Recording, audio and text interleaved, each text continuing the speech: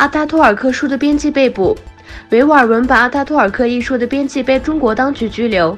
据报道，2000年代负责编辑有关凯穆尔·阿塔托尔克第一本书的维吾尔作家艾赫买提穆米塔利木，17年后因这本书而逮捕。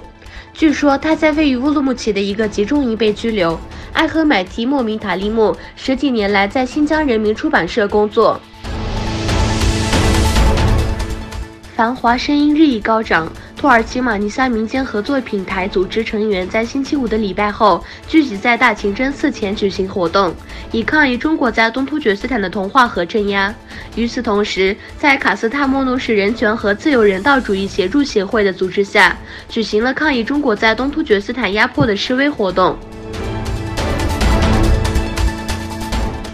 拳击冠军没有忘记东突厥斯坦。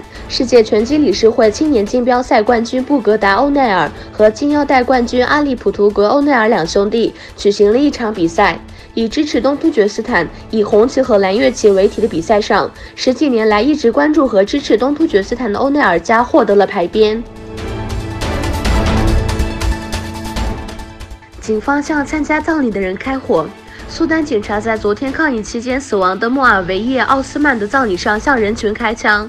成千上万苏丹人参加了抗议活动中死亡的莫尔维叶·奥斯曼的葬礼仪式。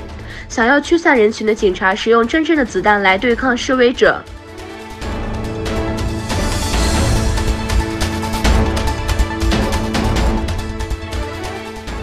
美国袭击有很多人死亡。美国领导在国际联盟继续对叙利亚的恐怖组织进行空袭，该联盟对戴尔佐尔省进行了空袭。叙利亚媒体称，20名平民在空袭中死亡。